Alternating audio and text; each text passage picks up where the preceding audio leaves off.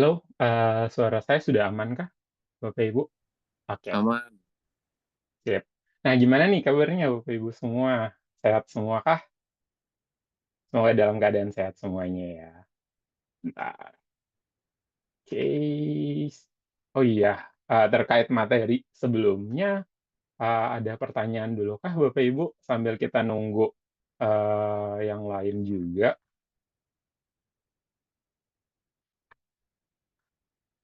Oke, oh iya, saya izin jalankan dulu ini karena demonya karena bakalan lama banget, untuk ngejalanin modelnya, proses trainingnya agak lama. Jadi saya izin jalankan dulu ya, Pak, codingannya biar nanti kita nunggunya nggak terlalu lama, gitu. Oke, gimana Bapak Ibu, ada pertanyaankah terkait materi sebelumnya? Atau udah aman nih?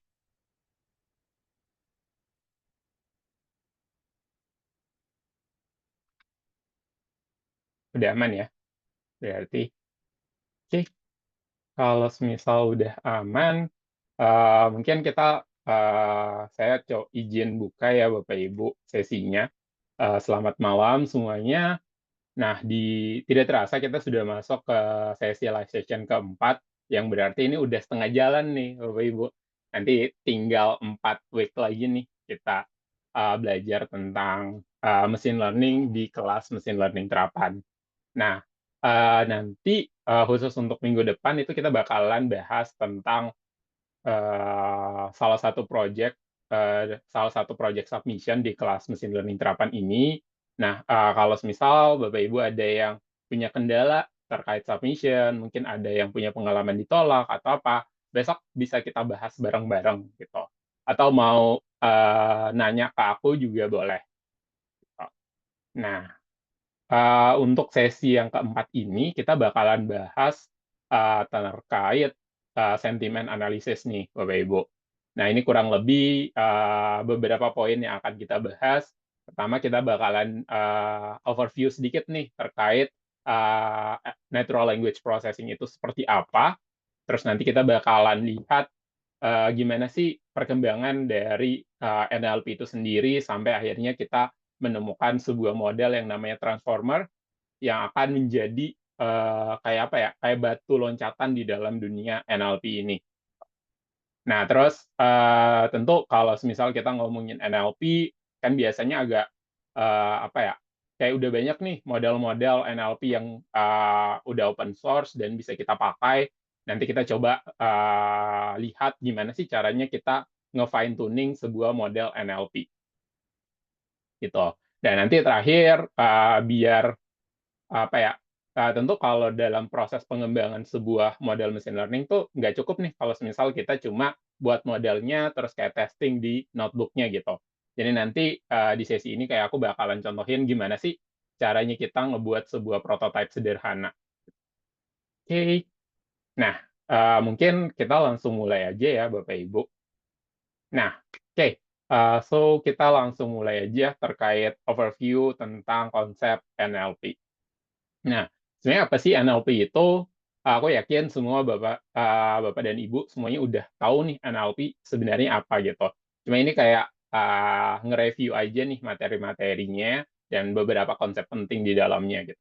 Nah, NLP sendiri ini tuh sebenarnya sebuah branch dari AI itu sendiri dan dia itu memungkinkan apa ya kayak tadi yang memungkinkan mesin itu untuk memahami bahasa manusia gitu, memahami dan juga bisa apa ya kayak mengambil meaning dari human language itu sendiri gitu.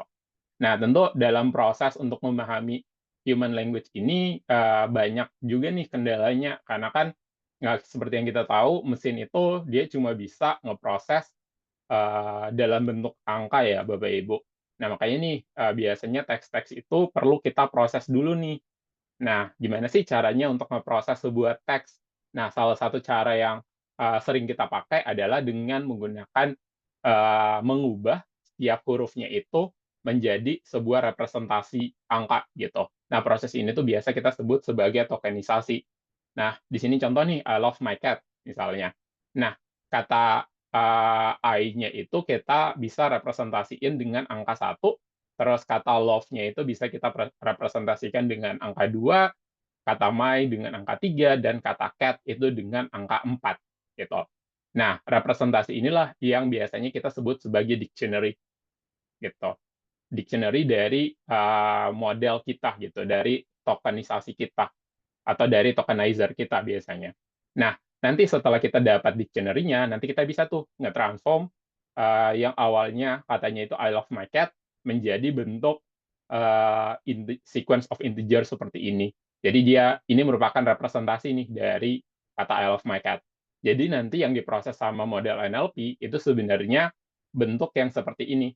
Dan nanti setelah udah diproses sama model NLP, nanti kita transform balik biar dia bisa dipahami sama manusia gitu. Nah, cara nge-transform baliknya mirip lagi nih, kayak kita bakalan pakai dictionary yang sudah kita punya, kita pakai untuk nge-transform ke bentuk semulanya gitu. Nah, kurang lebih seperti itu ya, Bapak Ibu.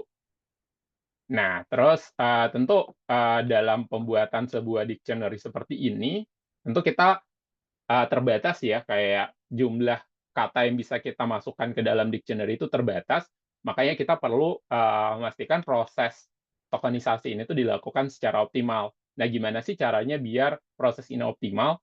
Pertama, kita bisa ngerubah yang awalnya huruf besar, huruf kecil, itu semuanya dibuat seragam menjadi huruf kecil, gitu. Karena kalau semisal dia masih dalam bentuk yang huruf besar, huruf kecil, itu bakalan dianggap kata yang berbeda, gitu. Contoh, kata saya dengan huruf S-nya besar, dengan kata saya dengan semua huruf kecil, itu bakalan dianggap sebagai dua kata yang berbeda. Makanya di sini kita perlu ngerubah dulu nih, menyamakan semuanya menjadi huruf kecil, gitu. Nah, terus cara berikutnya adalah dengan kita meremove nih beberapa spesial karakter yang nggak ada meaning-nya dengan kalimat kita.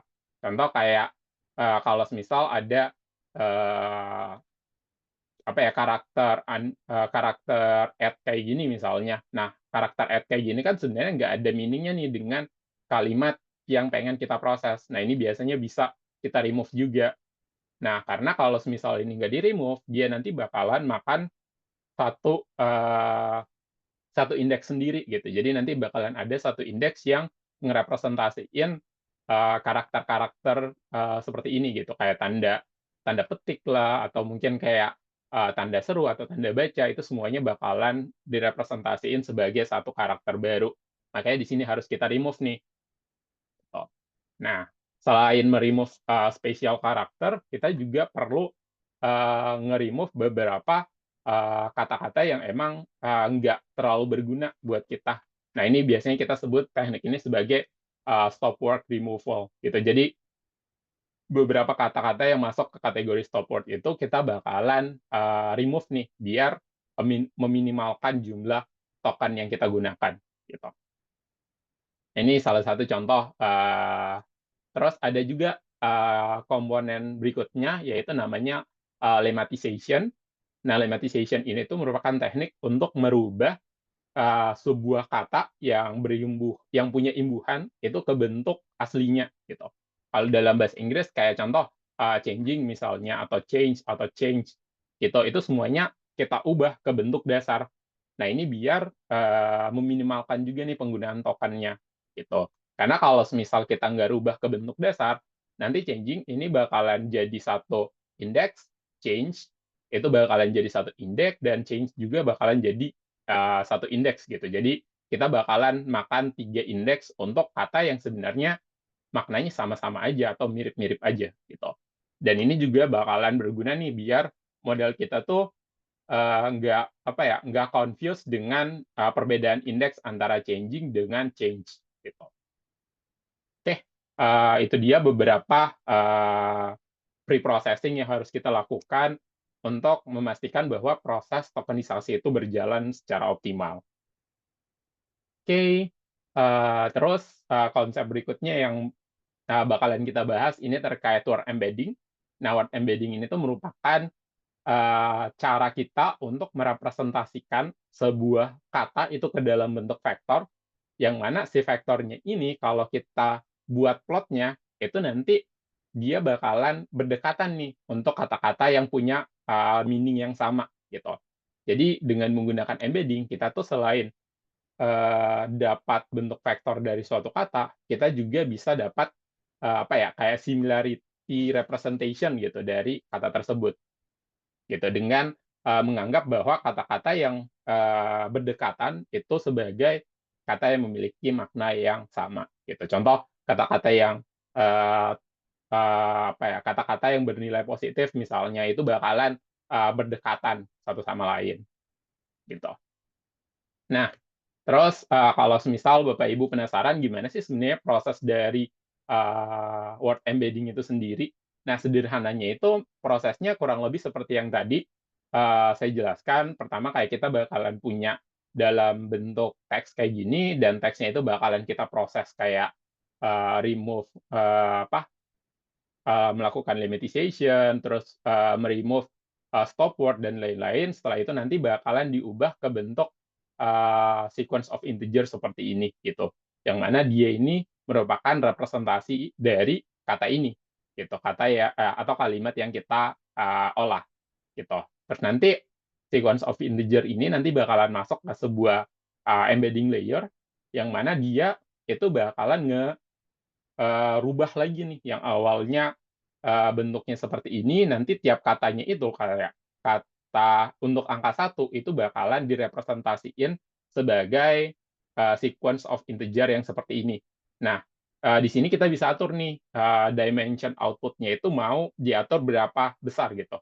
Apakah 4, 3, 5, dan sebagainya. Itu semuanya tergantung dengan, kompleksitas dari kerjaan kita. Nah, di contoh ini kayak aku pengen ngerubah setiap katanya itu ke bentuk, vektor yang dimensinya itu 4 gitu. Jadi ini merupakan representasi dari, kata satu atau kata pertama, terus ini yang kedua, ketiga, dan seterusnya. Oke, itu dia cara dari, embedding layer itu, kayak sebenarnya dia ngerubah yang kayak gimana. Nah, terus ini contoh nih kalau semisal nanti Bapak Ibu sudah, memasukkan kalimat gitu kan ke dalam embedding layer, terus nanti kan kita tadi dapat sebuah vector representation. Nah, kalau semisal vektornya itu kita, apa ya, meminimalkan jumlah dari, dimensinya, kayak contoh kalau semisal tadi yang awalnya itu bentuknya 4 dimension, kita ubah nih, kita kompres menjadi 2 dimensi dengan menggunakan PCA misalnya. Nanti kita bakalan dapat nih, PC 1 sama PC 2 gitu. Nah, kalau semisal kita plotkan, nanti kita bisa lihat nih kalimat-kalimat yang punya, makna yang mirip kayak semisal, gloomy gini kan, "Rainy day can be gloomy," misalnya. Ini kan, maknanya agak sad gitu. Nah, ini dia juga, mirip-mirip nih karena dia maknanya negatif gitu. Nah, kalau yang kayak gini nih maknanya, joy, terus kayak dia maknanya positif, ini bakalan berdekatan, gitu. Nah, dengan, melakukan hal ini, kita tuh bisa membantu model selain, membantu dia untuk ngeproses sebuah kata, kita juga ngasih, konteks juga nih ke si modelnya, gitu, seperti itu. Nah, gimana Bapak Ibu, ada pertanyaankah terkait, konsep dasar dari NLP ini? Oke. Nah, saya, lihat di, kolom chat ada pertanyaan dari Pak Arif nih. Cara mengimplementasikan lemmatization dan, word embedding khusus teks Indonesia, apakah ada function yang bisa kita lakukan? Nah, jawabannya ada, Bapak Ibu. Cuma memang kalau untuk bahasa Indonesia ini agak, apa ya, sebenarnya ada, cuma dan dia bentuknya open source, cuma kayak nggak selengkap yang ada di dalam bahasa Inggris, dan ini yang jadi, challenge untuk kita, para praktisi NLP di Indonesia, gitu. Nah, cuma nanti kita bakalan lihat, gimana sih caranya kita ngeproses, eee, teks bahasa Indonesia. Oke, dan oh iya, khusus untuk embedding sebenarnya, eee kita bisa kalau semisal mau menggunakan contoh nih, kita pengen menggunakan model embedding yang, sudah di-training sama orang lain. Itu ada banyak model embedding yang bisa kita pakai, dan itu mostly open source juga. Terus kalau semisal kita mau buat sendiri juga bisa, Bapak Ibu. Kayak kita pengen buatnya pakai TensorFlow, itu tinggal panggil aja gitu kan, embedding. Yang paling yang harus kita kerjakan adalah mempersiapkan data trainingnya aja. Oke, seperti itu ya. Semoga menjawab. Nah, ada pertanyaan lagi kah? Kalau misal ada pertanyaan, bisa langsung on mic aja, Bapak Ibu. Sebelum kita masuk ke pembahasan sedikit nih terkait transformer.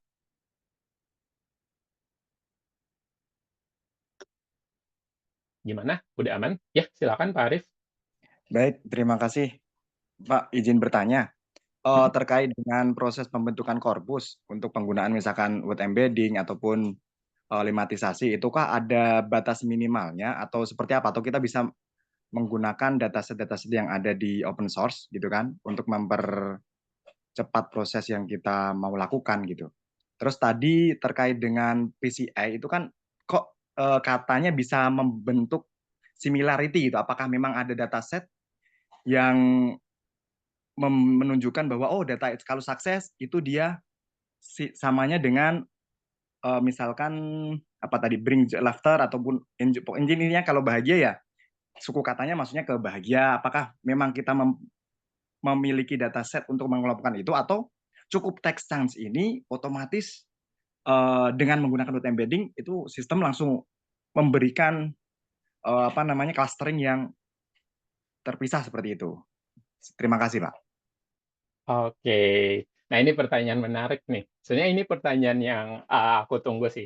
Nah, kalau di contoh ini, sebenarnya ini aku pakai model model embedding yang ada di Hugging Face. Jadi dia sistemnya open source. Nanti aku sekalian liatin sebenarnya aku pakai model apa gitu. Nah, dan gimana sih caranya kalau misal kita pengen ngebuat model embedding? Sebenarnya model embedding ini tuh bisa kita pakai, bisa kita buat dengan cara ngelatih model. Biasanya itu pertama kita ngelatih model, contoh kayak untuk ngeklasifikasi apakah teksnya itu positif atau negatif. Nah, itu biasanya ada layer embedding-nya tuh di awal sebelum masuk ke output layer gitu. Dan dia juga ada hidden layer kan di tengah-tengah gitu. Nah, sebenarnya embedding ini adalah cut off sebelum si masuk ke output layer gitu. Jadi kalau misal Bapak Ibu sudah pernah ngelatih model untuk text classification misalnya, ya udah sebenarnya kita bisa tuh pakai model itu dan kita cut off aja gitu, cut off output layer-nya, udah deh, itu udah jadi model embedding. Karena konsep dari model embedding itu sebenarnya merubah yang awalnya teksnya seperti ini, dia bakalan ubah ke bentuk vector representation. Gitu. Nah, memang ada beberapa layer khusus yang emang dikhususkan nih untuk ngerubah ini, namanya layer embedding gitu. Cuma untuk nge-training layer embedding itu biasanya kita nge-train kayak contoh, semisal kayak kita nge-train untuk menebak nilai huruf berikutnya gitu dari sequence of teks. Contoh di teks ini kita training dia dengan kalimat the most run up the gitu, terus kita pengen dia prediksi nih kalimat berikutnya apa misalnya. Atau dengan cara kita menghilangkan kalimat di tengah-tengahnya, terus minta dia tebak kalimat di tengahnya apa gitu. Jadi untuk nge-training si embedding itu ada banyak caranya. Gitu. Nah, kalau semisal kita ngomongin arsitektur yang baru gitu, nih aku langsung masuk aja ke sini. Nanti aku balik lagi ya. Kalau misal kita ngomongin terkait arsitektur transformer, itu si embedding itu sebenarnya bisa kita bayangkan sebagai tahap kan di dalam transformer itu ada proses decode dan encode gitu. Nah, jadi si embedding itu sebenarnya ya proses ngedecode si teks tadi gitu. Seperti itu ya. Semoga menjawab. Nah, nanti sekalian deh kayak kita coba lihat-lihat beberapa model embedding yang ada di Hugging Face biar kalau misal nanti ada kebutuhan untuk mencari atau merubah nih kalimat-kalimat menjadi vektor, terus kayak kita bisa hitung nih sebenarnya. Kayak contoh kalau semisal kita pengen, apa ya, kayak menghitung similarity dari sebuah teks misalnya. Ini bisa nih kita hitung nilai cosine similarity-nya atau nilai jaraknya, itu juga bisa.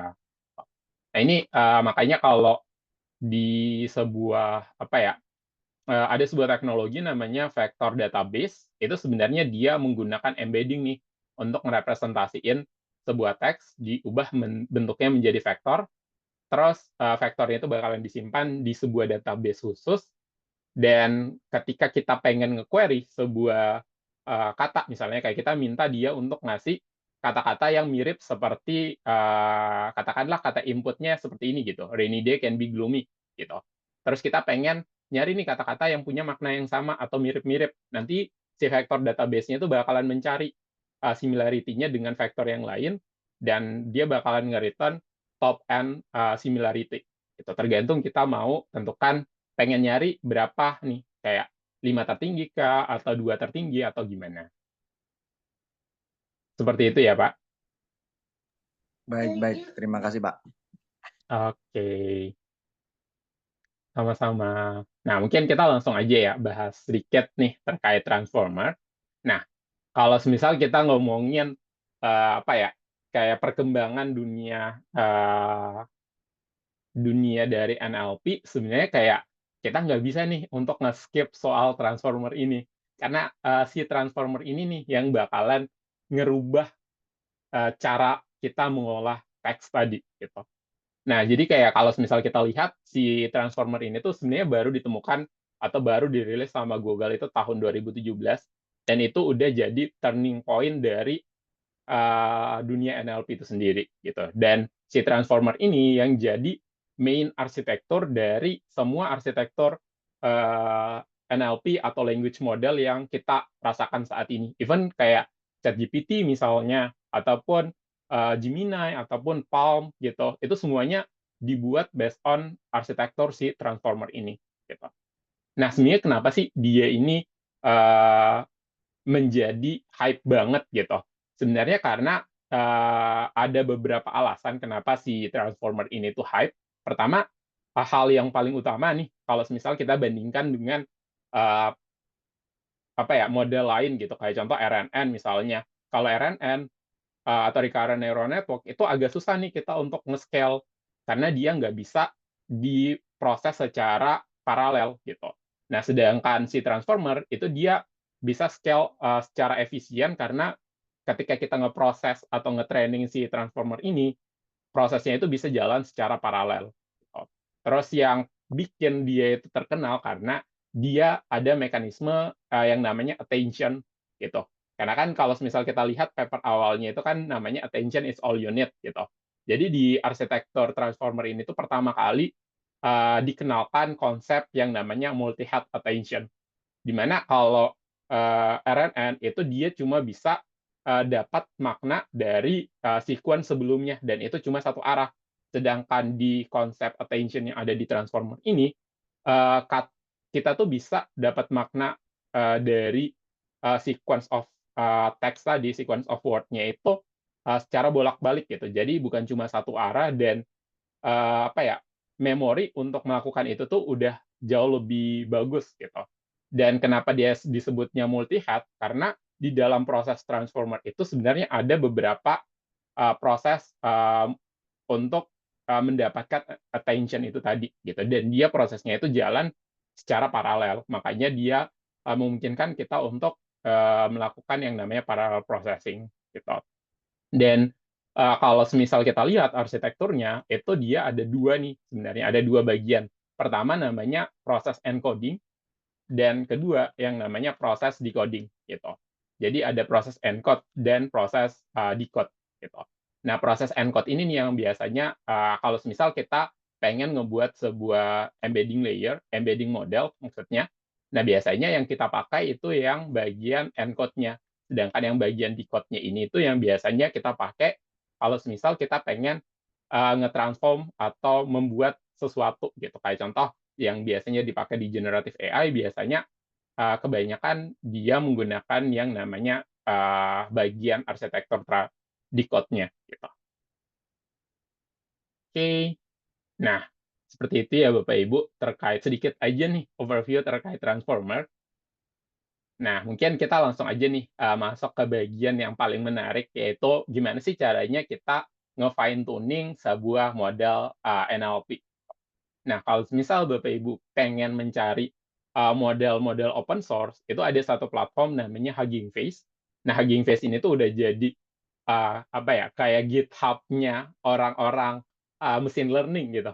Karena di sana nih biasanya kita, naruh model gitu. Jadi kalau misal kita mau make, model open source, tinggal kita nge-pull aja nih modelnya dari si Hugging Face, gitu. Nah, yang bikin dia menarik adalah platform ini tuh open source, Bapak Ibu. Jadi kalau semisal, Bapak Ibu pengen make Hugging Face, ya bisa feel free nih makainya dan nggak perlu, terlalu mikirin soal biaya.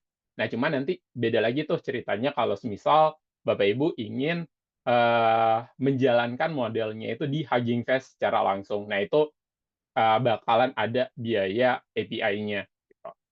Nah, di dalam Hugging Face ini tuh sebenarnya bukan cuma model teks aja atau model NLP aja, dia ada model, computer vision, ada model audio, dan lain sebagainya, gitu. Dan dia juga bukan cuma nyimpan model, tapi dia juga menyimpan sebuah dataset, dan bahkan ada framework khususnya nih untuk mempermudah kita untuk kolaborasi, gitu. Nah, ini kalau semisal Bapak Ibu ada yang mau, masuk ke Hugging Face, tinggal masuk aja ke link, ini, nanti kita bakalan langsung diarahkan nih ke, Hugging Face-nya, gitu. Oke, nah, pertama sebelum nanti Bapak Ibu, menggunakan Hugging Face, ya tentu Bapak Ibu, cuma perlu membuat, akun aja nih di Hugging Face, nanti tinggal sign up aja, terus udah deh, nanti di bagian, apa ya, kayak environment, development-nya tinggal di-install aja beberapa library kayak Transformer, ini framework yang dibuat sama Hugging Face, dan, dataset, ini framework yang bisa kita gunakan kalau semisal kita mau pakai dataset yang ada di Hugging Face. Terus ini Torch, ini, eee, framework yang kita pakai kalau semisal kita pengen ngebuat, model deep learning, gitu. Itu menjalankannya di webnya itu, Pak, ya, Mas Rahmat? Oh iya, kalau yang ini itu nanti kita jalankan di either itu di notebook, atau di Google Colab, atau di terminal kita, Oh, gitu. bukan di Itu untuk Hugging Face ya? bukan, gitu. Oh, Jadi di Hugging Face Ya, jadi Hugging Face ini cuma platform aja sih, kita untuk kayak nyari-nyari model misalnya. Nah, mungkin kayak, kita coba explore dikit ya, kayak eee TensorFlow ya, Mas, ya? Kayak betul, TensorFlow? betul. Jadi cara install-nya tuh mirip dengan kita install TensorFlow, Pak. Oh, ya ya. Maaf Betul. minggu lalu saya nggak masuk, Mas, lupa, Mas. Aman, Pak. Ingat-ingat udah jam berapa ini? Iya iya, aman sih, aman aman. Oke. Nah, ini ya Bapak Ibu, platform yang namanya Hugging Face, dan dia sebenarnya cukup mirip nih dengan, konsep repository yang ada di Git, gitu. Jadi ini bisa dianggap kayak repositorinya orang machine learning lah, gitu. Nah, ini nih kayak contoh kalau semisal kita pengen nyari, model, dan di sini ada pilihannya nih, ada multi model misalnya, ini yang biasanya, kayak, large language model atau generative AI lah secara umum. Terus ada yang computer vision, ada yang NLP, terus ada audio, tabular, dan lain sebagainya. Nah, ini kalau semisal Bapak Ibu ada yang membutuhkan, model embedding misalnya. Ini bisa dicari nih nanti di sini, bisa yang, eee nah, yang ini nih, sentence similarity misalnya. Nah, ini biasanya ada banyak nih model-model, apa ya, model embedding yang bisa kita pakai. Nah, kalau favorit aku sih yang ini, namanya Almini LM. Ini model open source dan lumayan gampang nih kita buat makainya. Dan yang saya contohkan tadi itu sebenarnya saya menggunakan yang ini, Almini LM, gitu. Jadi dia cukup, reliable nih untuk nge-transform, sebuah sentence, either itu bahasa Indonesia maupun bahasa Inggris, ke bentuk, vektornya, terus nanti kita bisa nyari tuh nanti similarity-nya, gitu. Dan ini, dia juga ngedukung beberapa, apa ya, beberapa language juga. Ini bisa kita cari kalau semisal mau nyari model yang lain. Nah, di sini kayak ada model-model embedding misalnya, gitu. Ini ada lumayan banyak sih. Oke. Nah, ini juga yang biasanya saya pakai, yang ini juga, ini lumayan bagus juga nih untuk, nge-embedding, gitu.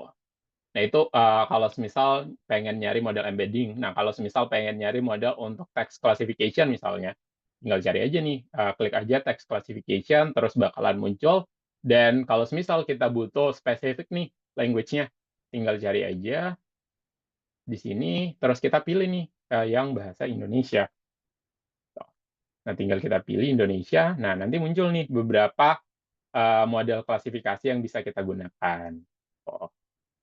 Dan nanti kalau semisal nanti, selain kita bisa, ngambil nih, contoh kayak kita pengen, nge-pull model ini gitu, terus setelah itu kita, training ulang modelnya, terus mau disimpan lagi nih, di-publish ke Hugging Face. Nanti bisa nih kayak kita, nge-publish seperti ini. Nanti sekalian, di demonya itu juga aku udah nyediain, contoh kalau semisal kita pengen nge-publish, gitu. Nanti hasil publish-nya bakalan seperti ini. Jadi kalau semisal, mau di-share nih ke student-nya misalnya kayak contoh model yang udah di-fine tuning, nanti bisa nih kayak arahkan aja untuk pakai model yang sudah, Bapak Ibu training, gitu. Nah, seperti itu ya Bapak Ibu. Ini kalau semisal kita pengen nyari dataset, gitu. Nah, di sini juga datasetnya bisa, dipilih aja mau, bentuknya teks kah, time series, video, dan sebagainya, gitu. Oke. Seperti itu ya Bapak Ibu.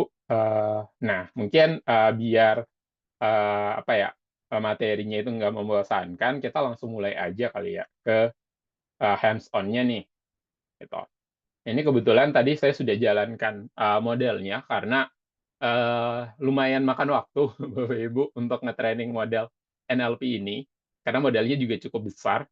Nah, di sini nih, contoh kalau misal kita pengen nge-setup, environment-nya, tinggal jalankan aja nih pip install transformer, dataset, dan torch, gitu. Terus udah deh, nanti tinggal kita nge-import kayak biasa, nge-import library-nya.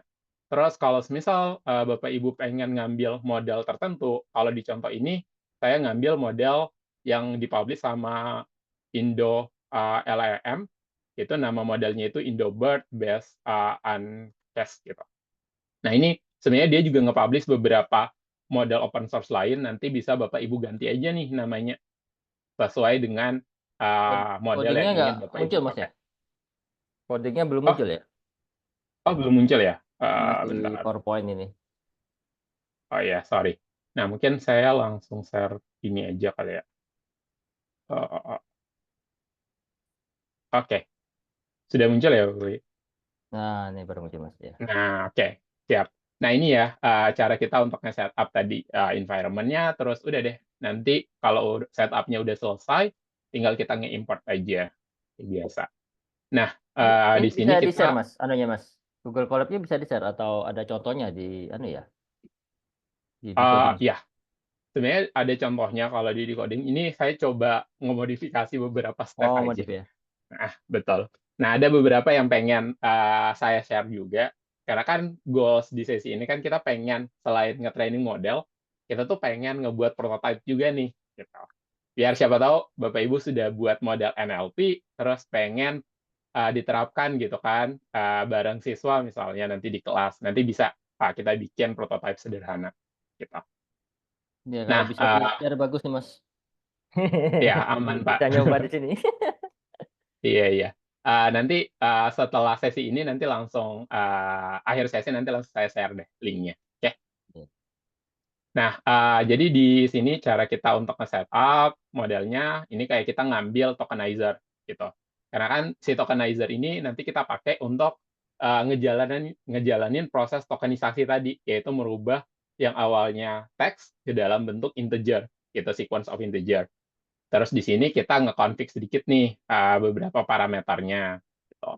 Ini kebetulan, nanti kan di model yang pengen kita training, itu kita pengen nge-fine tuning model dengan jumlah labelnya itu 3. Nah, terus ini yang jadi, base model kita, namanya itu, Indobird Based Uncast, gitu. Ini kita tinggal manggil aja modelnya, udah deh. Di sini kayak tinggal kita, nge-setup beberapa hal untuk ngejalanin prosesnya. Nah, kalau semisal kita udah manggil nih, udah nge-load modelnya, kalau mau make, sebenarnya gampang banget. Tinggal kita siapin teksnya apa, terus kita masukkan ke tokenizer, nanti kita dapat tuh sequence of integer-nya gitu. Terus nanti dari sequence of integer-nya ini kita masukin aja ke model. Nanti modelnya itu bakalan ngepredik probabilitas si kalimat ini, bahagia hatiku melihat pernikahan putri sulung, itu apakah dia masuk ke kategori positif atau negatif. Nah, nanti output-nya itu, kalau misal kita pengen lihat output logistic value-nya, itu sebenarnya dia nilai probabilitas nih. Nilai probabilitas model itu tuh masuk ke apa? Si modelnya itu masuk ke kategori tertentu. Gitu.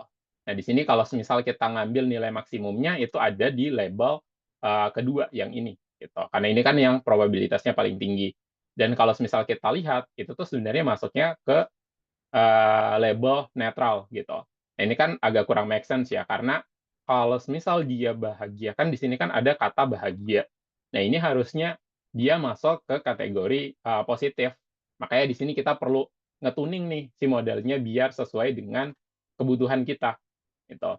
Nah, sedikit sharing aja nih Bapak Ibu, kalau di industri biasanya agak jarang nih kita untuk ngebuat model itu benar-benar from scratch gitu. Karena untuk ngebuat model from scratch itu resource-nya itu besar banget gitu. Makanya biasanya kalau misal kita pengen buat model yang emang spesialis apa ya, spesifik untuk task tertentu, biasanya apalagi kalau model NLP ataupun computer vision, itu biasanya kita pakai konsep fine tuning ataupun kadang juga kita sebutnya transfer learning, itu sebenarnya konsepnya sama. Nah, di sini kayak kita udah nih ternyata performance-nya agak kurang, makanya kita perlu nge-tuning nih si modelnya. Nah, ini kalau mau nge-tuning, di sini saya ngambil dataset-nya itu dari Indo NLU. Ini framework yang dibuat sama beberapa apa ya, beberapa researcher dari ITB kalau nggak salah, terus ada dari Prosa juga, terus ada dari Gojek dan beberapa tech company saat itu gitu. Nah, ini dia nge-publish sebuah benchmark baru, framework baru untuk mempermudah kita nih untuk ngejalanin proses NLP. Nah, ini kayak tinggal kita manggil aja beberapa function yang kita butuhkan, kayak yang terutama sih si function yang berisi dokumen sentimen dataset-nya. Nah, ini kita set up beberapa helper function-nya yang akan kita pakai dalam proses training, dan ini kita nyiapin nih data training-nya. Gitu. Nah, ini kebetulan data training-nya udah ada di framework kita.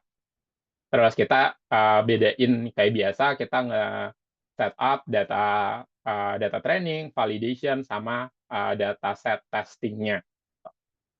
Udah setelah itu untuk nge-fine tuning, biasanya hal pertama yang harus kita lakukan adalah kita perlu manggil atau kita perlu nge-define sebuah optimizer baru. Jadi si optimizer ini yang bakalan mengoptimalkan nih nilai-nilai parameter-parameter yang ada di dalam model base model kita biar dia fit nih dengan data baru gitu. Nah, ini kalau yang bagian ini kayak aku ngeset si modelnya itu biar jalan dengan menggunakan GPU. Jadi dia menggunakan driver CUDA. Dan kalau di Google Colab itu sebenarnya kita bisa nih dapat akses free GPU gitu. Nah, cara ngerubah kalau semisal, oh ya by default-nya itu kita jalannya pakai CPU, tapi kalau semisal pengen akses GPU itu kita bisa nih langsung akses aja yang T4 GPU, ini udah lebih dari cukup gitu untuk ngejalanin task kita. Terus di sini kayak kita tentuin NIPOH-nya itu berapa, terus udah deh di sini kayak tinggal kita jalani nih proses trainingnya gitu. Nanti kita juga selain melakukan proses training, kita juga ngevaluasi nih atau ngevalidasi hasilnya. Dan ini durasinya lumayan lama, sekitar 14 menit. Ini karena kita udah pakai GPU, kalau misal kita cuma pakai CPU aja, ini bakalan jalan kurang lebih berjam-jam. Ini kita training cukup dengan 5 IPOH aja. Kenapa jumlah IPOH-nya dikit? Karena dia ini sebenarnya udah pernah di training sebelumnya gitu. Jadi dengan nge-training sedikit aja, kayak kita nge-tuning dikit aja parameternya, itu harusnya udah lebih dari cukup gitu. Nah, ini setelah di training bisa kita lihat beberapa nilai akurasi di sini. Nilai akurasinya udah 0,93 gitu. Ini udah bagus banget nih. Dan kita juga bisa lihat F1 score-nya juga nilainya di atas 90%, terus precision sama recall-nya juga di atas 90% gitu. Nah, ini artinya udah cukup bagus nih model kita. Nah, ini kita kalau misal mau evaluasi bisa kita lihat di sini hasil evaluasinya juga bagus banget. Nah, ini kalau misal kita jalanin ulang nih modelnya gitu.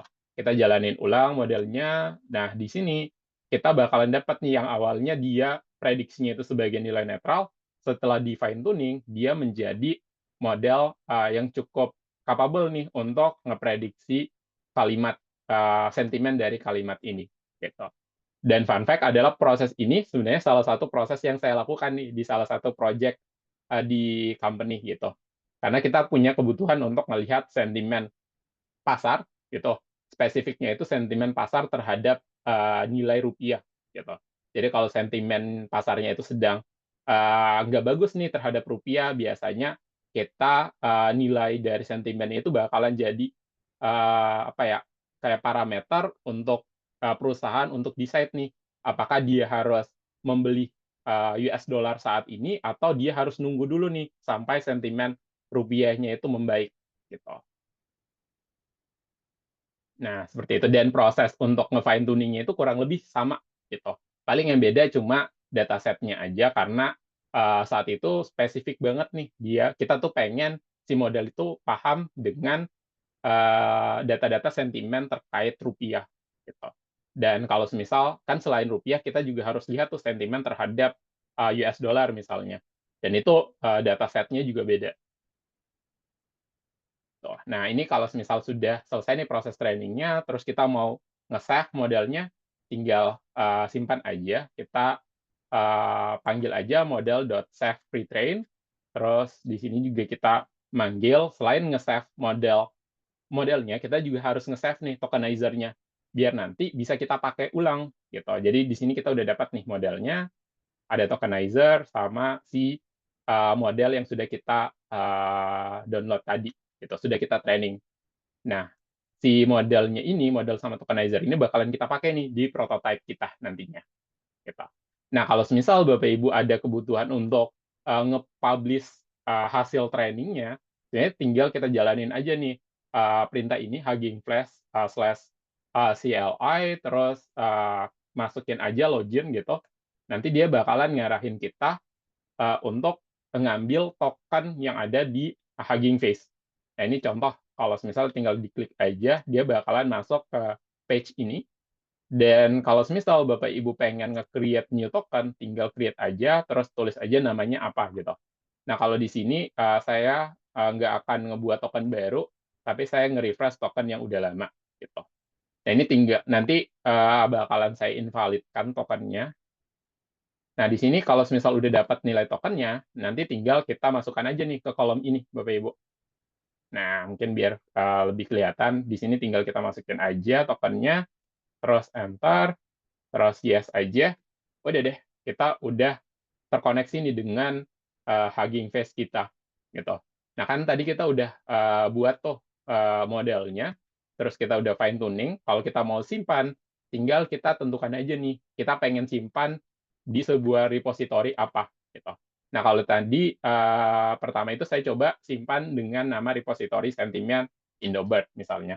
Kalau di sini mau dibuat versi baru, ini by default dia bakalan nge-replace versi yang lama, gitu. Tapi kalau misal kita pengen buat versi yang benar-benar baru, tinggal taruh aja nih versinya di sini, gitu. Nah, ini misalnya jadi versi 1 misalnya. Nah, ini dia bakalan nge-create sebuah repository di Hugging Face, terus dia nge-post modelnya ke sana. Nah, selain nge-post model sama tokenizer-nya, kita juga perlu nge-post nge-set beberapa konfigurasi nih.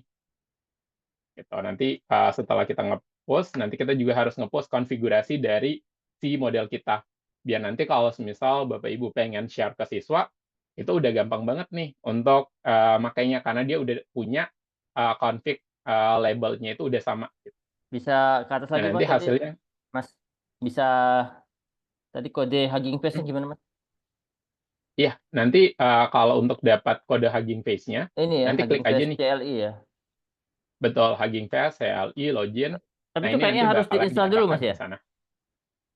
Sebenarnya ini kalau kalau semisal di jalan di Google Colab, itu sebenarnya dia Sudah udah ada ya? terinstall secara otomatis, betul. Tapi kalau semisal nanti pengen dijalankan di lokal, misalnya di komputer Bapak Ibu, mungkin harus diinstal ulang sih, harus diinstal secara manual si Hugging Face-nya, gitu. Oke. Nah ini kebetulan sudah selesai proses nge-push-nya ke Hugging Face. Nah, mungkin kita bisa langsung coba lihat nih, kira-kira yang hasil kita nge-push-nya itu udah di mana. Nah, ini udah masuk nih Bapak Ibu. Semoga kelihatan ya. Ini ada R. Fajri, ini nama akunnya, terus Sentiment Indobird, ini menjadi nama dari repository yang kita buat. Gitu. Nah, di sini siswa kita tuh kalau misal mau pakai model ini tinggal copy aja nih namanya, terus udah deh tinggal ubah nama yang tadi tuh kita panggil untuk nge-define model yang ada di step awal banget yang ada di sini. Yang ini nih, kayak seolah-olah mereka tinggal ganti aja nih nama yang ada di sini. Ini untuk dapat pre-train modelnya, terus untuk ngambil si ini config-nya, terus ini untuk si modelnya. Gitu. Oke, seperti itu ya Bapak Ibu. Oh, itu Ini kalau masuk transfer learning Mas ya? betul, ini sudah masuk ke transfer learning. Jadi yang kita publish ini tuh model yang sudah kita training ulang, atau biasanya sih kita sebutnya sebagai fine tuning. Gitu, model yang sudah di fine tune. Seperti itu. Berarti kita juga ini ya bisa menggunakan model dari orang lain itu Mas ya? Yang Betul, betul Pak. Di sini kalau misal kita cari nih kata Indobird misalnya, itu ada banyak banget model-model yang bisa kita lihat. Ada Indobird ini salah satu model yang cukup banyak dipakai, dan kalau misal pengen nyari yang versi-versi awalnya itu ada di Indo Benchmark ini. Jadi mereka pelopornya nih dari si Indobird gitu. Cuma di sini bisa dilihat dia terakhir diupdate itu tahun 2022. Tuh. Oke. Nah, sebenarnya itu ini tuh berlaku juga nih kalau misal Bapak Ibu ada yang pengen nyoba model-model LLM open source misalnya. Itu sebenarnya bisa nih. Step-nya itu kurang lebih sama gitu. Nanti di sini tinggal nyari aja. Kayak misalnya mana nih? Text to text generation misalnya. Ini ada banyak nih, ada T5 yang dibuat sama Google, terus ada beberapa model lain juga nih. Mungkin yang paling terkenal tuh nama modelnya lama. Nah, ini ada beberapa versi juga untuk yang lama. Nah, versi yang pengen kita cari itu, bentar. Ini kok dia nggak muncul ya? Iya, yang versi Meta. Nah, ini versi dari si Meta. Jadi, kalau Meta itu kan dia juga nge-publish beberapa large language model open source yang bisa kita pakai. Nah, ini nih, tinggal kita pilih aja mau pakai yang mana, dan dia juga udah nyediain snippet code yang bisa kita gunakan gitu, kalau semisal mau pakai si model mereka. Gitu, ini tinggal dipakai aja. Nah, cuma kalau semisal Bapak Ibu ada yang mau menggunakan lama, itu dia kita harus minta permission-nya ke Meta dulu. Gitu. Jadi, memang ada permission-nya gitu terkait ini. Cuma harusnya kalau misal kita masih bergerak di dunia uh, apa ya istilahnya kayak dunia akademis, harusnya gampang nih kita buat dapat license-nya. Jadi yang di bagian sini nih, kayak you need to agree and share bla bla bla gitu. Jadi ada agreement-nya nih terkait model mereka gitu. Nah, inti dari isi agreement-nya ini, basically kita nggak boleh pakai model mereka untuk kepentingan komersil gitu. Oke, seperti itu ya Bapak Ibu. Oke. Nah, kita sebenarnya udah ini kan tadi udah nyimpan modelnya, terus kalau misal mau di-download biar mudah, biasanya sih aku bakalan nge-zip dulu nih si modelnya. Si folder model tadi aku zip menjadi satu file biar nanti gampang nih di-download-nya gitu. Nah, ini kalau misal udah jadi nanti tinggal di-download lewat sini juga bisa, klik aja yang bagian download, atau mau jalankan script ini untuk nge-download juga bisa. Nah, ini kebetulan ukuran modelnya cukup besar ya, Bapak Ibu. Jadi bakalan agak lama nih kalau misal kita mau ngedownload. Ini misalnya, ini tinggal di-download aja. Dan ini lumayan besar nih ukurannya, jadi agak lama. Tuh. Nanti kalau misal proses downloadnya udah selesai, nanti bisa langsung kita pakai. Ini aku cancel aja, biar nggak ngeganggu kualitas internetnya, takut nanti bakalan lemot. Nah, kalau misal, oh ya, kan kita tadi udah nyimpan ya modelnya. Nah, kalau misal Bapak Ibu nanti, kalau misal udah nyimpan, terus nanti udah di-download ke lokal, terus mau make nih modelnya, gimana sih caranya?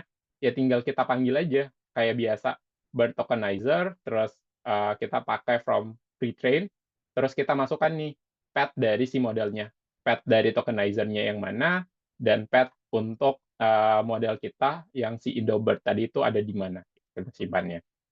Udah, ini tinggal kita jalanin, dan udah kita bisa ngeproses seperti biasa gitu, melakukan tokenisasi ataupun menjalankan prediksi sentimennya. Seperti itu ya Bapak Ibu. Nah, ini proses untuk nge-download ini rada lama gitu. Nah, ini biar Bapak Ibu bisa langsung nyoba nih. Mungkin ada yang penasaran dengan materi ini, mungkin saya langsung share aja linknya. Nanti bisa langsung dicoba Bapak Ibu. Gitu. Nah, gimana? Ada pertanyaankah terkait proses fine tuning dari NLP?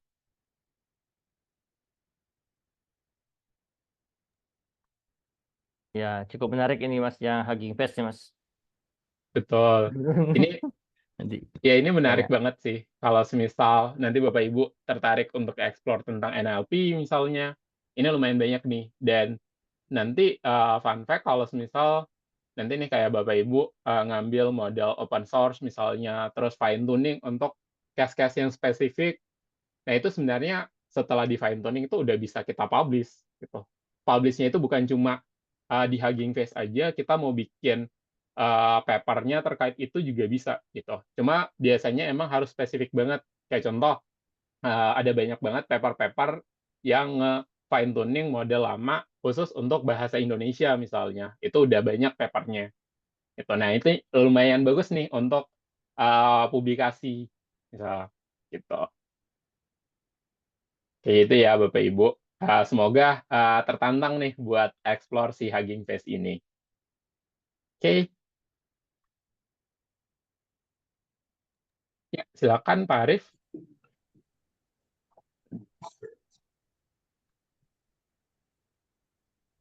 Belum ada suaranya.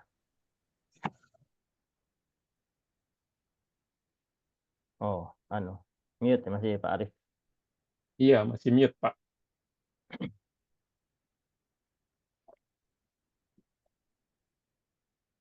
Iya, sambil menunggu Pak Arif, mungkin ada yang mau bertanya lagi. Kalau ini Ya, Mas baik. Fajri, kalau NLP ini yang terbaik sekarang apa ya? Untuk kan macam-macam ya. Sekarang bahasa itu kan mungkin perkembangan bahasa daerah juga ya, sedang ada pengembangan juga ya Mas ya. Betul. Nah, sebenarnya kalau untuk bahasa daerah ini yang paling challenging sih kalau di Indonesia. Itu kayak lumayan susah sih nyari model yang untuk Bahasa bahasa Jawa daerah. apa. Cuma iya, itu agak susah sih. Tapi kalau misal kita pakai model yang kayak lama misalnya, yang udah di-train pakai bahasa Indonesia, itu sebenarnya udah lumayan banyak sih yang bisa ngolah bahasa daerah gitu. Nah, boleh nih kalau misal ada yang tertarik buat bikin atau ngetuning model sendiri untuk bahasa daerah, itu bakalan menarik banget. Oke, mungkin Pak Arief silakan. Baik, izin bertanya ya Mas Fajri ya. Ya, Eh, pertama, saya kemarin kan, bukan kemarin, sudah 2 tahun yang lalu lah, itu bikin model berkaitan dengan chatbot. Itu maksud saya ingin mengintegrasikan ke WhatsApp. Nah, sampai sekarang saya belum ketemu caranya. Itu kira-kira gimana ya Mas? Kalau yang saya hmm, tahu, dia di embednya melalui web ya. Jadi orang akses ke web. Nah, yang saya pengennya itu ketika chatbot itu bisa digunakan ya melalui WhatsApp. Kenapa? Karena orang kan kebanyakan pakainya WhatsApp gitu sih. Itu sih Mas. Kira-kira gimana tuh Mas? Oke. Nah, pertama Ya kalau semisal diintegrasiin ke WhatsApp agak susah sih, Pak. Karena pertama kayak kita harus daftar account WhatsApp yang bisnis gitu ke Meta, terus dan ketika kita ngedaftar nomornya itu belum tentu di-approve gitu. Dan kadang tuh kalau semisal ini pengalaman pribadi karena di perusahaan itu harus ngedaftar akun WhatsApp bisnis gitu. Nah, itu kebutuhannya itu banyak gitu, kayak ada beberapa dokumen-dokumen perusahaan legalnya itu yang harus kita submit ke Meta, dan walaupun kita udah nge-submit, itu belum tentu 100% bakalan diterima. Pasti ada beberapa yang bakalan ditolak. Dan itu sih yang jadi kendalanya, kayak makanya agak susah nih kalau misal kita mau bikin chatbot-nya itu jalan di WhatsApp. Nah, beda nih ceritanya kalau misal mau jalan di eee, saat lawannya WhatsApp itu aku lupa, Telegram misalnya. Kalau jalan di Telegram itu lumayan gampang tuh API-nya, gitu. Nah, jadi kalau saran saya sih, coba kalau bikin prototipe awal ya bisa jalan di si Telegram tadi dulu, seperti itu ya, Pak. Karena memang kalau di WhatsApp ini memang agak-agak susah sih kita, even kayak, kita pun di industri pun agak susah nih kalau semisal pengen integrasi ke WhatsApp. Oke, oke. Berarti memang nggak kurang di-prefer ya, Pak, ya, kalau ke WA WhatsApp ya, karena perizinannya gitu ya, selain biayanya gitu ya? Betul. Oh iya, pertama perizinan, biayanya tuh mahal juga, Pak. Ya, Jadi kayak dia hitungannya itu per message yang kita kirim dan yang direspon sama, si user. si target kita, user kita, itu kayak kita kita yang nanggung charge-nya gitu. Nah, itu Oke, agak mahal sih sebenarnya hitungannya. baik, terima kasih. Satu lagi ya, Mas, ya, Ya, eee, ada lagi yang harapan saya sih, sebetulnya saya tuh pengen membuat sistem, di mana sistem tersebut nanti mampu cek plagiarisme lah, mirip oh, Turnitin gitu kan. Tapi Turnitinnya Turnitin untuk internal. Kalau Turnitin itu kan secara umum ya, dan itu berbayar ya.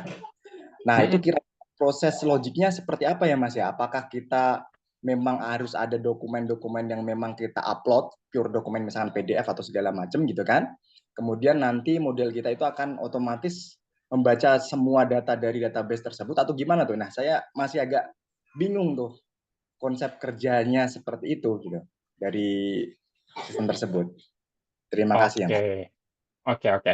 Nah, pertama, mungkin kita luruskan dulu nih, konsep ini sepengetahuan saya ya, konsep dari cara kerja plagiarism itu kita pengen ngecek seberapa mirip nih tulisan siswa dengan tulisan atau publikasi yang udah ada, itu kan maksudnya? Betul, betul. Nah, kalau kayak gitu sebenarnya ada banyak caranya. Pertama, eee, ini agak susah sih yang bagian awalnya itu adalah kita perlu ngumpulin dulu nih sumber-sumber yang sekiranya kita anggap itu jadi sumber, referensi dari siswa misalnya, gitu. Nah, terus kita simpan di suatu database khusus namanya biasanya sih kita sebutnya vector database. Jadi kan yang awalnya bentuknya teks, itu kita ubah ke bentuk vektor, terus nanti hasil vektornya itu kita simpan di sebuah database khusus, gitu. Nah, nanti, mungkin saya, balik ke slide dulu ya. Ini karena ada konsepnya sama yang tadi. Wait, saya izin balik ke slide dulu. Nah, oke, sorry. Berarti satu Oh, dokumen itu bisa satu vektor ya, Mas, ya? Atau bisa lebih dari satu vektor satu dokumen itu? Kan otomatis dokumen kan satu dokumen kan banyak ya, Mas, ya? Itu konsepnya gimana tuh, Mas? betul. Iya, betul. Jadi, prosesnya itu sebelum kita masukin ke, dalam bentuk vektor, kan limitasi utamanya itu ada di si embedding modelnya yang kita pakai. Karena si embedding model ini tuh dia punya, limitasi jumlah token yang bisa dia proses. Nah, biasanya kita, ngepotong tuh yang awalnya satu dokumen, kita chunking ke bentuk beberapa potong dokumen, gitu. Terus nanti kita masukkan ke embedding, terus nanti kita simpan tuh ke vektor database. Nah, nanti kalau semisal kita, pengen ngecek tuh, tingkat plagiarisme dari, kerjaan siswa, tinggal kita ngelakuin hal yang sama juga. Kayak kita nge-chunking step-nya, sorry, kerjaan siswanya kita chunking ke bentuk beberapa, potong dokumen, terus kita masukin ke embedding, terus kita minta vektornya untuk nyari, si vektor database-nya itu untuk nyari nih, vektor yang paling mirip, gitu. Jadi nanti dia bakalan nyari nih, contoh, di contoh ini katakanlah ini kalimat yang ada di buku misalnya, terus ini nih yang kalimat yang ada di, yang ada di, kerjaan siswa misalnya. Nah, di sini kalau semisal dia itu, mirip, itu dia bakalan berdekatan nih, gitu. Jadi kalau semisal kita minta dia, si vector database itu untuk nge-query, kalimat-kalimat yang paling mirip dengan kalimat yang ada di tugas siswa, dia bakalan nge-return tuh, eee, top end dari, kalimat yang mirip dan beserta tingkat kemiripannya, gitu. Jadi nanti nilai kemiripannya itu antara, 0 sampai 1 biasanya, gitu. Nah, nanti dari sana tuh mungkin, nanti Pak Arief kalau semisal pengen bikin sistem yang kayak gitu, tinggal di-define dulu nih, kira-kira, eee, cut off nilainya itu berapa, gitu. Apakah cut off-nya itu katakan kalau semisal dia kemiripannya itu di atas 50%, itu udah dianggap plagiat misalnya. Nah, itu bisa tuh, jadi nilai cut off-nya. Gitu ya, Pak? Baik, baik, Mas. Mas, agak sedikit ini nih, biar clear nih. Kan Ya. satu dokumen itu misalkan dia punya 10 halaman. Dari 10 halaman itu misalkan dia punya, taruhlah satu halaman itu punya 100 kalimat misalnya, atau 100 kalimat ya. Nah, proses Betul. chunking itu berarti dari satu dokumen berarti punya 1000 kalimat dong. Seperti itu ya, karena 100 kalimat. Eee, Atau gimana yang dimaksud proses chunking tadi?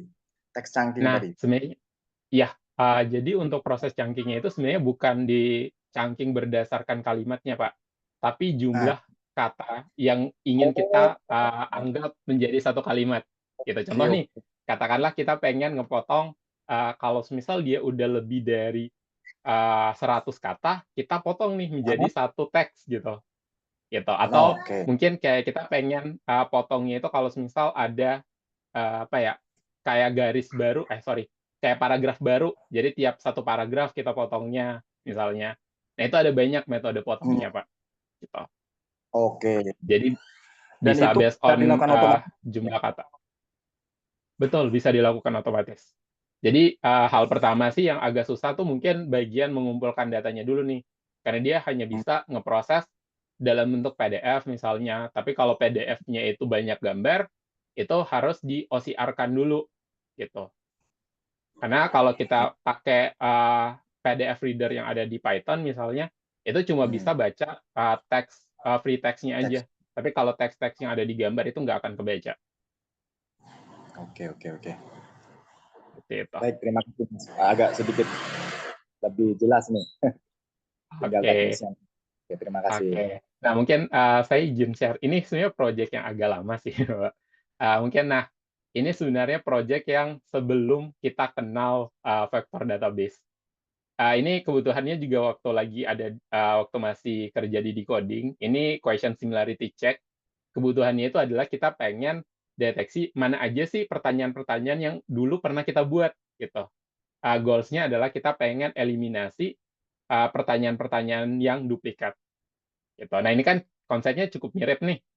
Jadi kayak biasanya, sebuah sentence, nah cuma masalahnya di sini kan question itu kan agak pendek ya, tidak semasif atau tidak sepanjang, sebuah teks atau tidak sepanjang sebuah, buku atau kerjaan esai misalnya, gitu.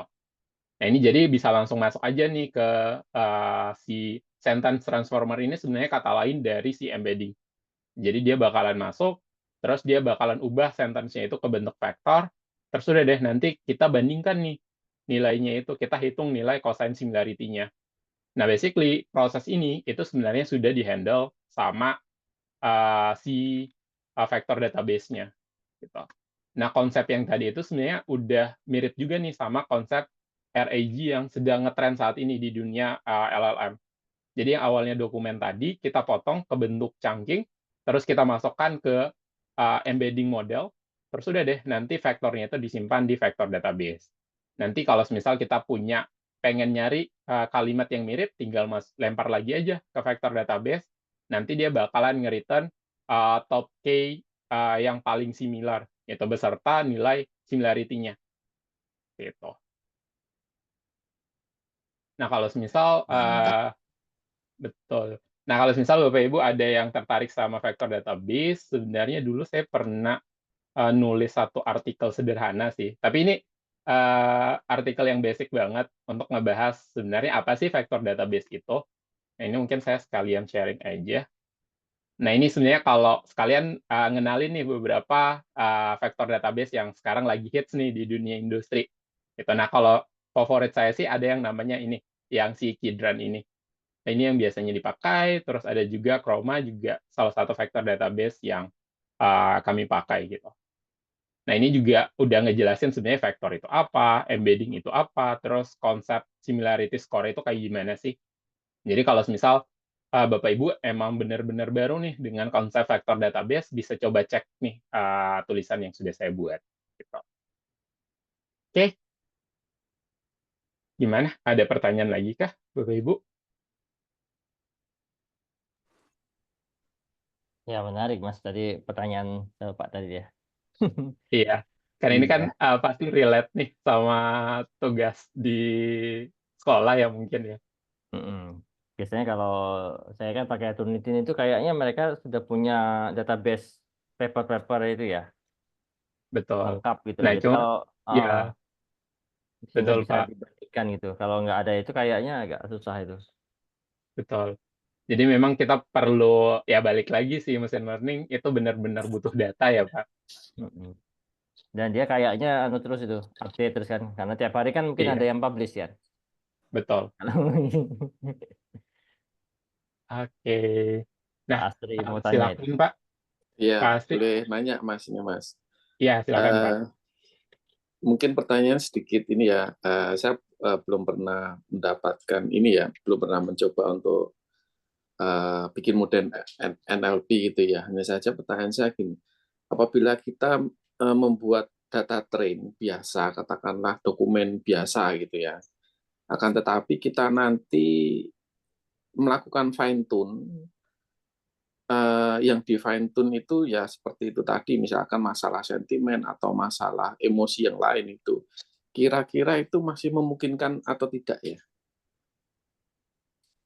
Oke. Ya, saya izin menjawab ya Pak. Jawabannya itu memungkinkan.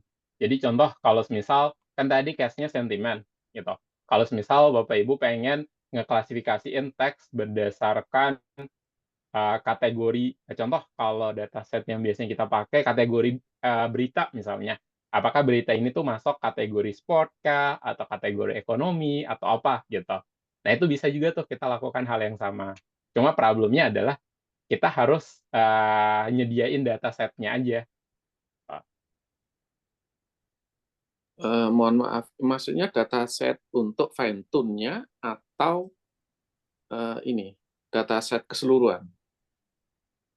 Ya, kalau sebenarnya tergantung kebutuhannya nih Pak. Maksudnya, apakah pengen ngebuat model dari awal? Kalau pengen ngebuat model dari awal, artinya kita perlu data training yang lebih masif nih, gitu. Tapi kalau semisal kebutuhannya untuk fine tuning, artinya kita pakai model yang udah pernah di training orang, terus kita coba tuning nih, kayak coba kita ubah-ubah sedikit parameternya, biar dia bisa kerjakan task yang spesifik dengan kebutuhan kita itu.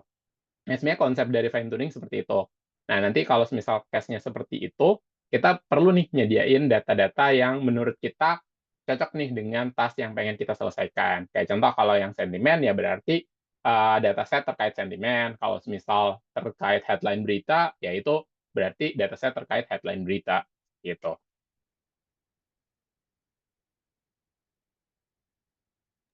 Ya, Oke. berarti mungkin sedikit menyimpulkan ya Mas ya. Artinya kita mungkin masih bisa ya ada kemungkinan misalkan katakanlah datanya itu data biasa, data trainnya itu data biasa, akan tetapi kita fine tune ya mungkin dengan data yang sangat banyak sekali begitu kan, nanti untuk suatu task yang spesifik begitu ya.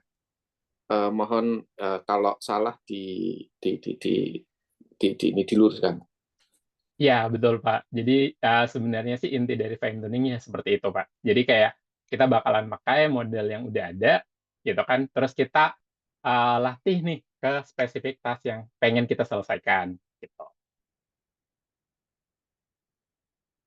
Oke, terima kasih, Pak. Jadi ada ada ide-ide lain begitu ya. Terima Iya. kasih. Oke, nah ini sebenarnya apa ya? Kalau semisal aku boleh jujur ya Pak, penerapan NLP itu sebenarnya paling banyak di dunia pendidikan, gitu. Oke, karena kan cukup makan waktu ya kalau harus meriksa kerjaan siswa misalnya. Nah kalau mau dibuat sistemnya untuk mempermudah ya bisa-bisa aja gitu. Nah, oke, mungkin saya izin melanjutkan sedikit aja Bapak Ibu. Ini terkait pembuatan prototipe-nya. Nah, jadi yang pengen saya share ini, nama tools-nya itu Streamlit, Bapak Ibu. Jadi si Streamlit ini tuh merupakan open source framework yang bisa kita gunakan untuk membuat nih sebuah web app prototype untuk menjalankan model machine learning gitu. Ini bisa cara installnya juga gampang dan dia juga udah karena dia open source, jadi banyak nih yang nge-publish contoh-contoh di sini gitu. Jadi biasanya kalau misal kita pengen bikin app, terus kita bingung nih mau bikinnya bentuknya kayak gimana misalnya, atau kita malas buat ngoding semuanya dari awal. Nah ini bisa nih kayak kita comot-comot beberapa template yang mereka buat, nanti tinggal kita ubah dikit gitu. Nah, atau kalau misal mau nyari inspirasi web app yang menarik juga bisa nih dicek di bagian galeri ini gitu. Nah, mungkin kita langsung aja nih lihat gimana sih caranya kita ngebuat sebuah prototype sederhana. Ini mungkin saya langsung share aja codingannya ya. Oke, bentar. Saya coba pindah ke codingannya. Nah, oke, semoga sudah kelihatan ya Bapak Ibu. Nanti saya bakalan share juga GitHub repository-nya. Saya buka terminal dulu. Nah, kurang lebih seperti ini ya Bapak Ibu, codingannya untuk ngejalanin prototipe kita.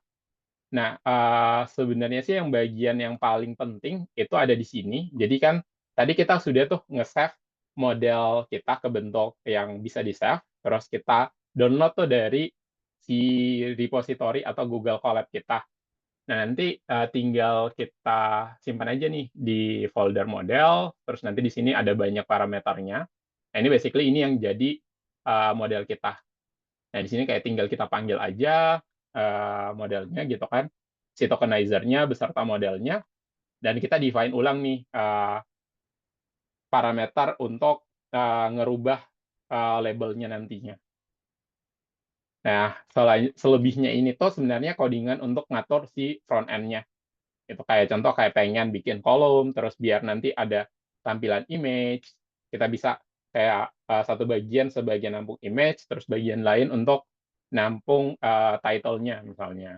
Nah, ini kita bisa ngoding front end-nya sedikit.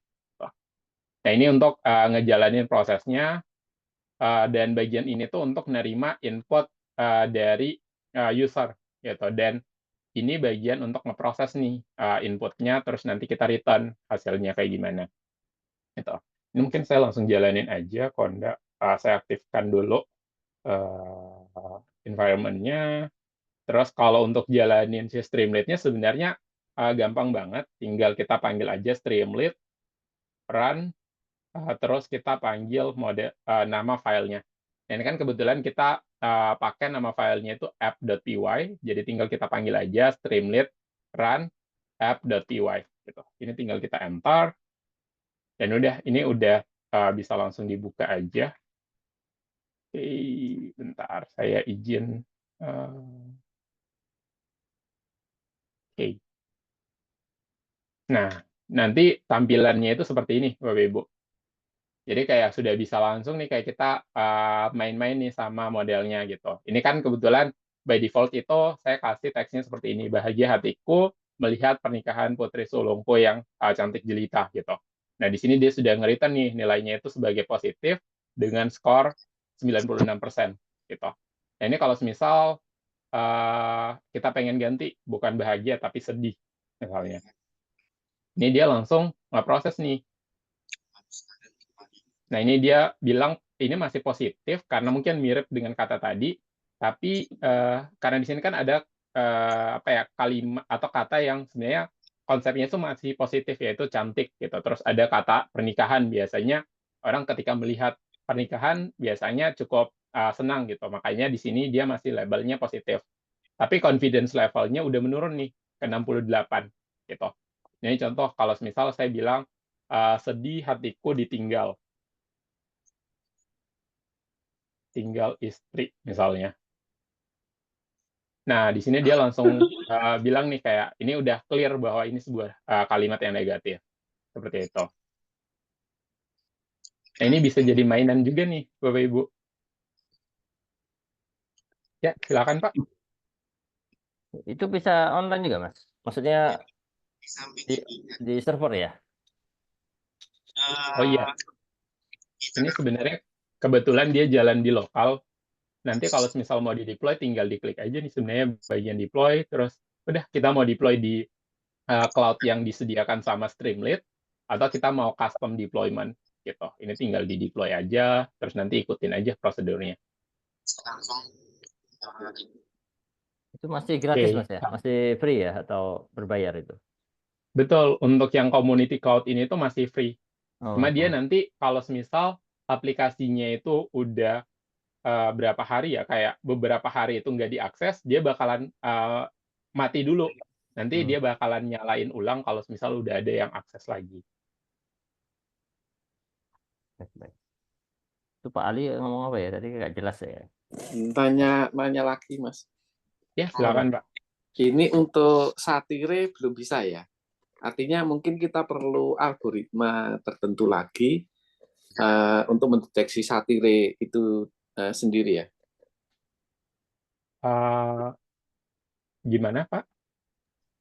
Untuk satire, kalimat-kalimat satire itu kan anak-anak muda zaman sekarang kan ini biasanya menggunakan kalimat-kalimat satire gitu loh. Jadi kan Oh iya, confidence-nya kan belum bisa ini ya. betul, betul. Nah, itu sebenarnya ada tuh Pak dataset khusus untuk apa ya, ngeklasifikasiin apakah kalimat itu termasuk satir atau enggak gitu. Nah, itu bisa jadi apa ya, bisa jadi contoh project nih kalau misal Bapak Ibu pengen ngasih challenge nih ke siswa misalnya kayak buat dong kayak contoh kayak pengen sharing terkait materi yang ada yang aku kasih hari ini terus kayak setelah di-sharing terus minta dong mereka buat bikin misalnya. Ini boleh juga nih jadi ide menarik.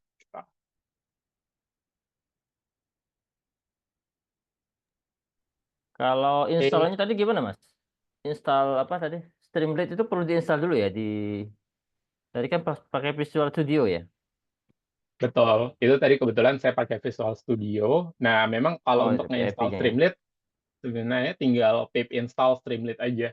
Kayak kita install library biasa di Python. Gitu, Pak. Oke, dan kalau boleh sharing ya Pak, ini sebenarnya Streamlit ini jadi tools utama kita untuk ngebuat prototype yang kalau misal kita pengen melakukan POC nih, apakah model itu emang bagus nggak sih untuk ngerjain task tertentu? Biasanya kita langsung bikin aja prototipe sederhana, terus kita coba secara internal, kalau misal works, baru deh kita nanti bikin atau ngedevelop app yang lebih proper gitu. Berarti ini anu Mas, bisa untuk app, bisa untuk Android, iOS juga itu ya. Kalau dia ini memang khusus untuk web application, Pak. Web, untuk Iya, web ya Mas. website. Betul, Oh, untuk website. bukan untuk ini ya, Android gitu enggak ya? Enggak ada ya. Enggak. Ya, dia kebetulan nggak se-powerful itu, Pak. Belum ya. Iya, belum, belum. Ini kalau bisa juga menarik gitu ya, maksudnya. Iya sih, benar, Pak. Oke, kayak gitu ya Bapak Ibu. Ini saya juga sudah menyediakan GitHub-nya kalau semisal mau dicoba gitu untuk apa, ngebuat prototipe sederhana bisa langsung aja. Cuma di GitHub-nya ini saya mungkin saya langsung buka. Di GitHub-nya ini tuh belum ada folder models ya Pak. Nah, folder models-nya tadi kita download dari Google Colab yang sebelumnya gitu. Nanti kita dapat folder model seperti ini, ya udah ini tinggal di unzip terus disimpan ke sini. Oh, kalau misal sudah di-download yang ini di repositorinya. Hmm. Seperti itu ya Bapak Ibu. Oke. Ya, Mas Rahmat mau tanya. Iya, silakan. Dari tadi saya agak bingung ya. Jadi yang di NLP yang ini yang dicontoh ini berarti seperti kalau di klasifikasi gambar itu seperti transfer learning dia ya?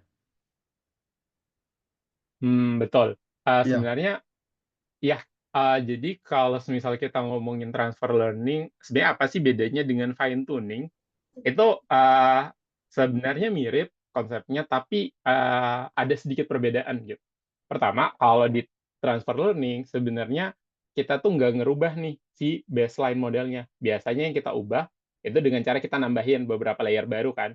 Terus nanti layer barunya yang kita training. Tapi si base modelnya itu kita freeze parameternya. Nah, biasanya itu yang kita sebut sebagai transfer learning. Nah, sedangkan fine tuning itu parameter training yang ada di modelnya itu yang kita tuning gitu. Kayak seolah-olah kita training ulang tapi nggak mulai dari nol. Seperti itu.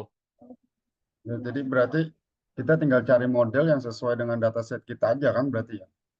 Betul, Pak. Nanti tinggal kita cari, terus tinggal kita training ulang pakai dataset kita, udah deh. Gitu. Oh iya, dari tadi saya bilang kok nggak, ini kayak seperti transfer learning tinggal terima jadi gitu, nggak bikin model ulang kayak mau bikin pakai model apa, algoritma apa gitu ya. Jadi Betul. uh, Jadi tapi juga ini memang kalau untuk mahasiswa sepertinya terlalu simple mungkin ya. iya sih Ya sebenarnya. benar. Cuma iya, sebenarnya tergantung dari goals-nya nih. Apakah kita pengen, kalau misal lagi ada kebutuhan untuk ngajarin terkait fine tuning misalnya, ya ini jadi hal menarik. Tapi kalau misal goals-nya adalah kita pengen biar mahasiswa itu buat model sendiri, ya berarti kita minta mereka untuk buat modelnya itu from scratch misalnya. Iya, Gitu. ya. Soalnya Mungkin kan kalau mungkin yang eh, bukan fine tuning itu yang sulit itu kan mencari eh, katanya ya, kayak misalkan eh, eh, s- negatif, positif, netral itu kan vocabnya itu lebih banyak kalau bahasa Indonesia itu kan menggunakannya sastrawi biasanya ya. Kan memang tidak Betul. ada yang eh, menyediakan untuk Indonesia.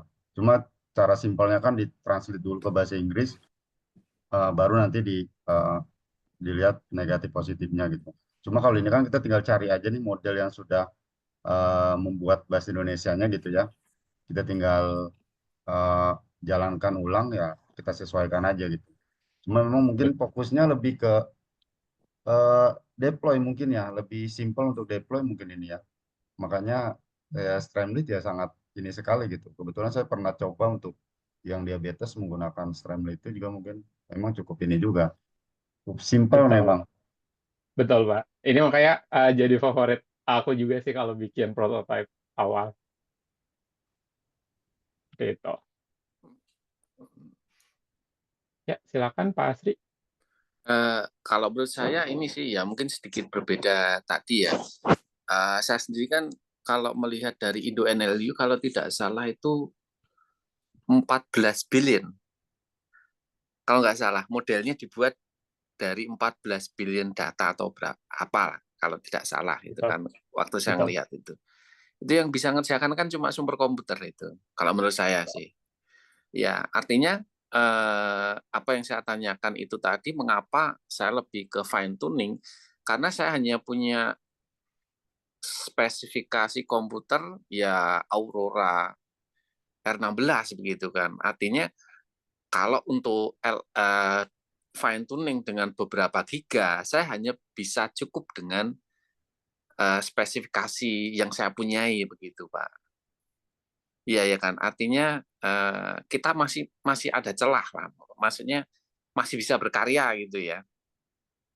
Betul. Mau ya kita kreatifkan mau entah kalau ini mungkin contohnya ke sentimen, ada yang lebih ke emosional lagi atau ya kayaknya banyak ke arah situ untuk apa namanya untuk penelitian di masa akan datang. Iya, betul, Pak. Dan ya, benar banget kalau misal kita tadi contoh kan di di hands-on-nya tadi kan kita nge-fine tuning model Indobird gitu. Nah, itu kalau semisal kita pengen buat model Indobird-nya itu dari nol, itu memang kita pertama butuh resource-nya itu nggak sedikit, dan resource di sini tuh dalam artian data yang kita butuhkan untuk nge-training model, terus effort untuk ngebuat arsitekturnya, terus nanti kayak komputasi power untuk ngejalanin proses training itu bakalan besar banget dan prosesnya bakalan lama gitu. Nah, makanya biasanya kalau misal di industri kita udah jarang nih untuk ngebangun model itu benar-benar from scratch karena cost-nya tuh terlalu tinggi. Gitu. Makanya kita cari alternatif yang lebih efisien nih dari segi cost dan kayak performance dari si model itu. Dan fun fact adalah fine tuning itu udah jadi jalan yang paling paling hemat budget tapi high impact gitu kita sebutnya. Seperti itu, Pak.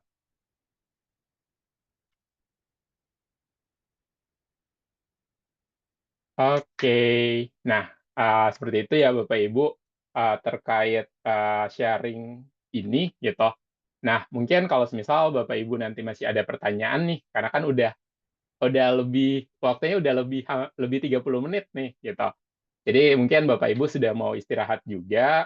Nanti kalau misal masih ada pertanyaan-pertanyaan menarik, nanti bisa nih nanya lewat email juga boleh, atau mau nanya ke aku di next session juga boleh gitu. Karena kan next session itu kita sebenarnya bahas tentang sebuah kayak salah satu project lah yang ada di kelas mesin learning terapan. Kalau misal mau ngebahas NLP lebih dalam lagi, sebenarnya kita boleh-boleh aja.